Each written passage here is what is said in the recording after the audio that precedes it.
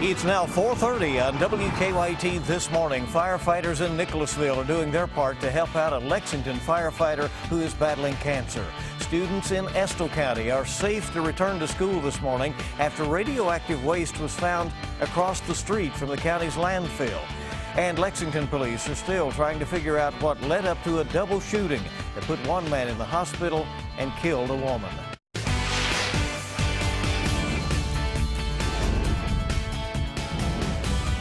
This is WKYT This Morning.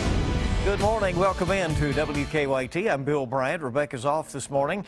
It is Leap Day, Monday, so February 29th, and we've had a wonderful weekend, certainly. What does this brand new week hold? Let's check in with meteorologist Micah Harris in our First Alert Weather Center. Yeah, and it's going to be an interesting week. We start off with some showers early this morning. Those are passing on through. These won't affect us all that much, and I say that because most people still not awake at this moment, and all that's trying to push on out. So it'll push on out there by 7 a.m., 8 a.m., it'll be long gone. So for much of your day, what you're going to be feeling is pretty decent temperatures. We're sitting there in the 40s where the front has already passed through, 50s down southeast, and by the afternoon we'll be right around 53 degrees. Is that cooler air? It's not cool, but cooler than yesterday. Kind of funnels on in here at 53. So we'll get into this forecast to show you when storms move on in and also when another snow chance comes in just a few minutes. Okay, we'll see you then. We thank you. And being a firefighter also means being in a brotherhood, in a sisterhood. Firefighters in Nicholasville are selling T-shirts to raise money for a Lexington firefighter who is battling cancer. Matt Logston is in Chicago this morning, continuing to undergo treatment. WKYT's Monique Blair tells us how folks are helping the family. We're just doing a small part. Firefighters are used to rescuing people, pets, you name it. They do whatever they can to help others, oftentimes complete strangers. But this time it's not a stranger who needs help. This year we had a brother in Lexington, Matt Logston, who was diagnosed with cancer. Lexington firefighter Matt Logston was diagnosed with stage 4 cancer in January. In the few weeks since his diagnosis, his firefighter brothers here at the Lexington Fire Department have rallied to raise money for Logston and his family. But now Nicholasville firefighters Local 4289 are also stepping in to help. It touched us on a personal level. Nicholasville firefighter Jerry Stevens says a few firefighters in his department have fought cancer in the past. It's come to the forefront here in the past couple of years that firemen are higher risk for cancer. Some cancers 2 to 2.5 times greater risk than normal. So not only are these firefighters here to support Logston, but also his wife, his children, and his entire family. A lot of the wives, mothers, and fathers, it touches them personally too. So they live in, they live it every day. We live in the service, and our families actually they're in it just as much as we are. 100% of the proceeds from these shirts will go to the Logston family. Sales for the shirts started Saturday morning, and Stevens says they've already had orders from California and Arizona. It's really taken off. We were hoping to just get them across central Kentucky, and now they're going nationwide, so it's really good. In Nicholasville, Monique Blair, WKYT.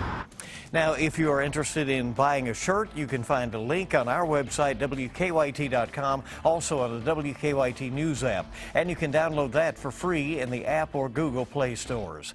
Lexington police are trying to figure out what led up to a double shooting. Police found a woman dead inside a home yesterday morning on Pittman Creek Court and rushed a man to the hospital.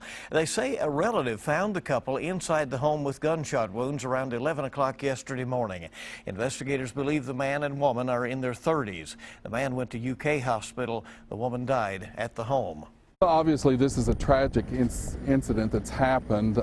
We're not sure what provoked this to happen, but obviously, it's a violent act that's happened in this community. So I just, your prayers need to be with the family of these folks. Police believe the shooting may have been a domestic incident that ended in a shooting, but they are not sure who shot whom, and they are not looking for any other suspects. Police have not released the man's name at this point. The coroner has not released the woman's name.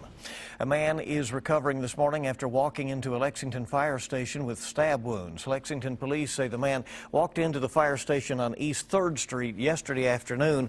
He told them that someone on Upper Street had stabbed him in the chest. Crews took him to the hospital with non-life-threatening injuries. Police are calling it an assault case.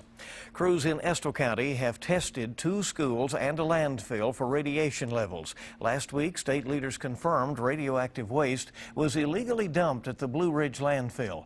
County leaders hired an independent agency to come in yesterday to run tests on the landfill and nearby schools to double-check state testing.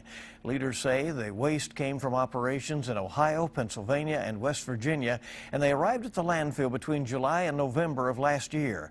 County Judge Executive Wallace Taylor is trying to make sure it never happens again. I'm not blaming the landfill 100%, not whatsoever, but there has to be a better way to monitor this type of situation. School leaders say there is no danger to students attending the middle and high schools. Their findings were very much what we expected and what we hoped for, that there's no evidence of any contamination on our grounds. The testing costs more than $10,000. Taylor says landfill management is reimbursing the county for those costs. There's a public forum tomorrow night at 6 at the high school to talk about the landfill. The Tennessee Department of Transportation says a rock slide on Interstate 75 near the Kentucky border is still unstable. A 20-mile stretch of the interstate in Campbell County will remain closed. Crews expect both northbound and southbound lanes to be closed for weeks. Northbound traffic in Tennessee detours onto US 25 West. Southbound traffic is using Highway 297. Because of commercial traffic wrecks on the detour route, trucks now have to exit I-75 in Jellicoe, and they have to detour in Kentucky at exit 29 off of I-75 in Corbin to get to US 25 East. Those living on Highway 297 in Tennessee say the detour is causing a lot of delays. We're used to going somewhere, being there in 10 minutes. Now we're having to wait an hour to get home from church.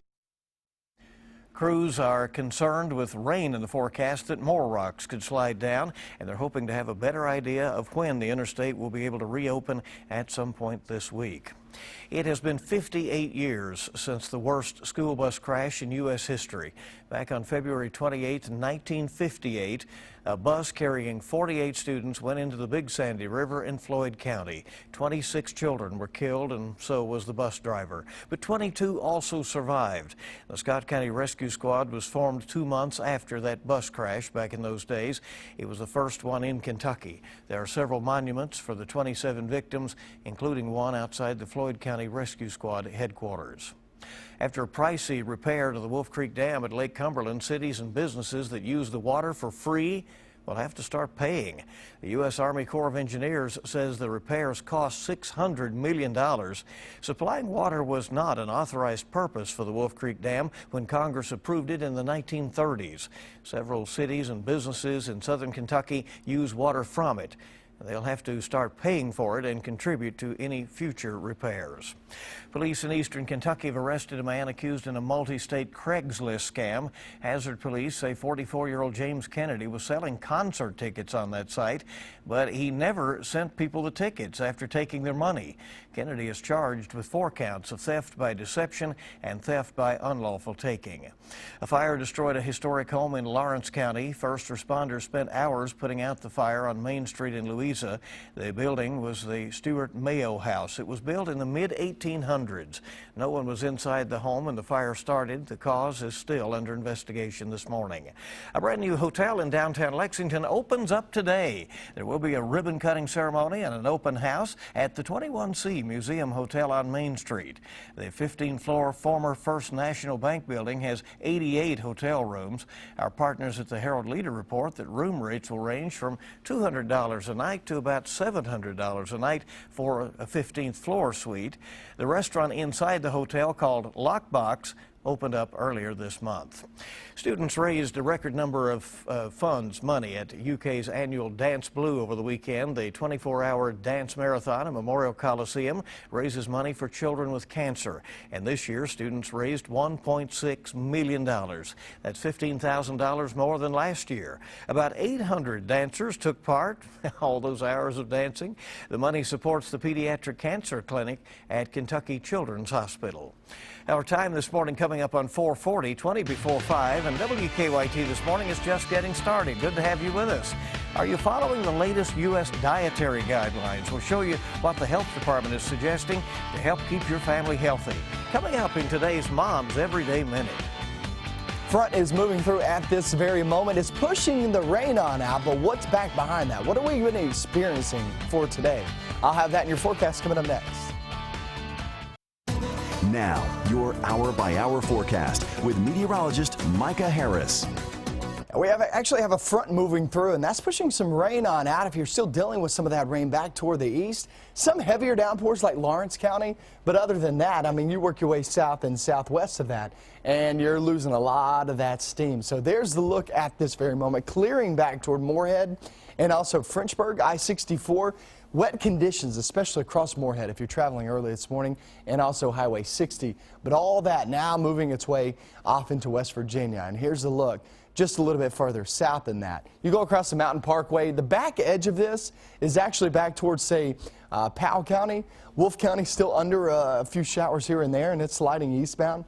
Pikeville, we still have another hour or two before we call it quits in far, far eastern Kentucky. But other than that, it's really the heaviest rain right now over Lawrence County, but that's moving on out. And here's your look across the region. 48 right now at the Mountain Parkway, and we're at 47 in Frankfort. There are some wet roadways. That's about it that you're going to have to be dealing with. This isn't a big front that's moving through. It's relatively weak, and what you're getting out of that, dropping those temperatures just a bit. Past couple of days, we were there in the 50s and 60s. Today, we're going to be back into the 50s, and so we're starting off in the 40s this morning, but we'll actually finish off right around 53 degrees. Some in the far south in the mid upper 50s. So this is a pretty nice day. I mean, we get that rain on out of here by 7, 8 a.m. in the far east and southeastern areas. So once that moves on out, there's nothing back behind that. Noontime, right around 50 degrees, 4 p.m. We're talking mid-50s in the forecast, and also bringing in a lot of sunshine later on today, too. Off into the evening, if you have any plans, it looks pretty good. 48 there by 8 p.m. Then we get overnight and into tomorrow morning by 8 a.m. Starting off roughly this time tomorrow morning, upper 30s, lower 40s. There's no real big shot at seeing any cold air in the next couple of days. That gets off toward mid and late week. I'll show you that in just a few minutes. But here's what we got to go through first. And we're going to be looking at this as we track off into tomorrow. So tomorrow there will be a slight risk of some severe storms. Most of this will be strong storms, mainly afternoon and off into the evening. And then we're looking for that possibility at a few becoming severe. Damaging winds will be our main player within this as we track into tomorrow afternoon off into the evening hours. Here's your 7-day forecast, and I'll break it down for you. Today, yeah, just a slight chance early this morning. And then we hit Tuesday. There's your storms. Some of those, once again, could be severe as they travel on through. And then once you hit into Tuesday night off into Wednesday, there brings us a snow chance that will bring us a few flakes here and there. That's not a big issue with that. I think the main focus for me is going to be tomorrow with those strong, potentially severe storms in the forecast. You see temperatures take a big drop. 62, yeah, tomorrow afternoon, 35 as we look toward Wednesday. So that's a big front right there, and that's something we'll need to watch very closely. All right, we'll do that. Well, I know we're looking ahead, but wasn't it a great weekend? It was a great weekend, especially yesterday. Oh, how nice was fabulous that? out there. Very nice. All right, it's 4:46 right now, and better eating means a lower chance of developing life-threatening illnesses. And in today's Mom's Everyday Minute, you'll see some new dietary guidelines to help your family eat healthier.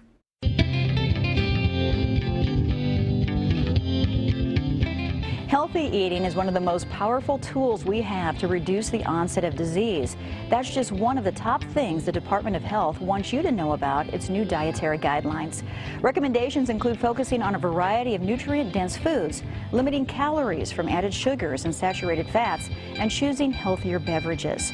The guidelines focus on healthy eating patterns, which means regularly choosing a variety of vegetables and whole fruits, whole grains, low-fat dairy, lean proteins, and healthy oils. If you're not used to making the best choices, there's no need to be overwhelmed. Just making small shifts in daily eating habits can improve your health in the long run. For all top 10 things you need to know about the new dietary guidelines, visit momseveryday.com.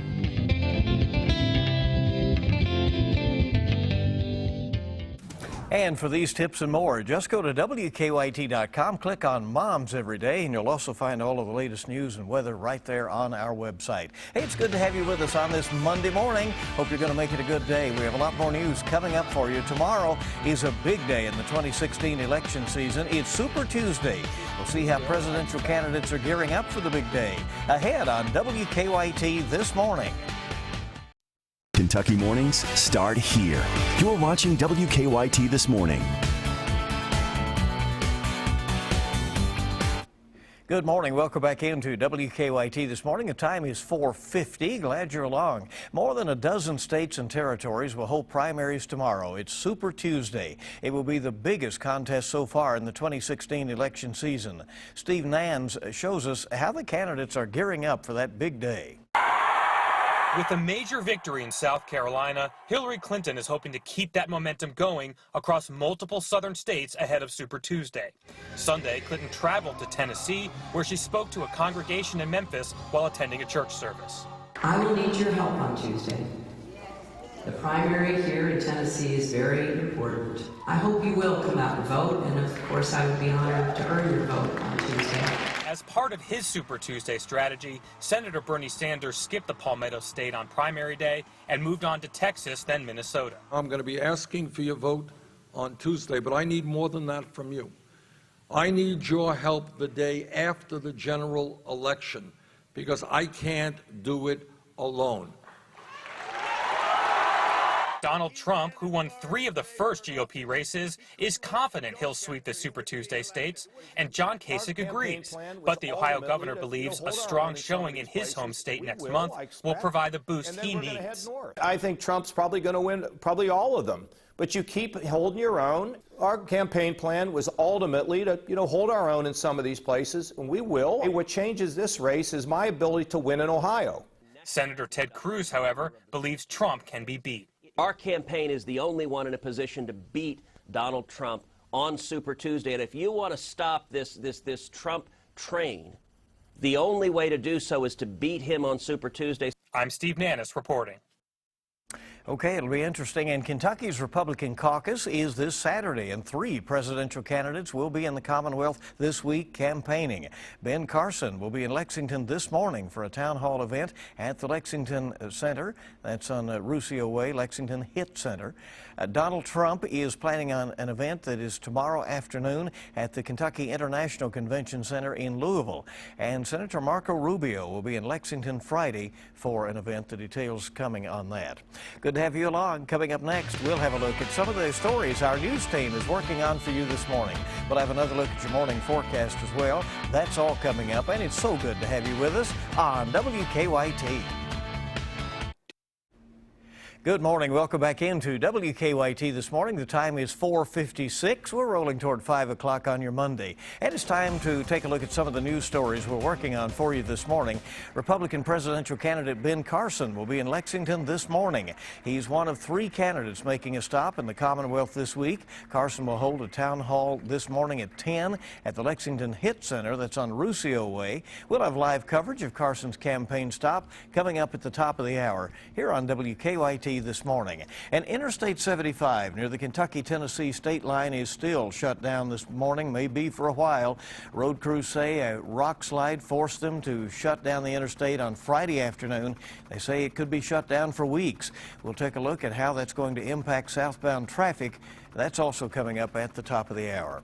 We had a wonderful weekend around these parts and a pretty nice start to the work week, but enjoy that while you can. That's the word. Micah is going to look forward to the week ahead. Yeah, and the week ahead is going to be an interesting one. We'll start off pretty nice conditions. This moves on out here in the next hour and a half, and once that happens, then you're looking for a pretty good day in store. Temperatures are there in the 40s this morning, 50s down south where the front has not pushed through just yet. But guys, if you're sitting there in Harlan, if you're making your way down the Hal Rogers Parkway, just know here in the next 30 minutes to an hour, you'll start to feel that cooler air move on in. I'm going to get into your forecast later on this afternoon. It looks good, but then we're talking about some strong to severe storms tomorrow. I have all that coming up with another 2 hours. WKYT News.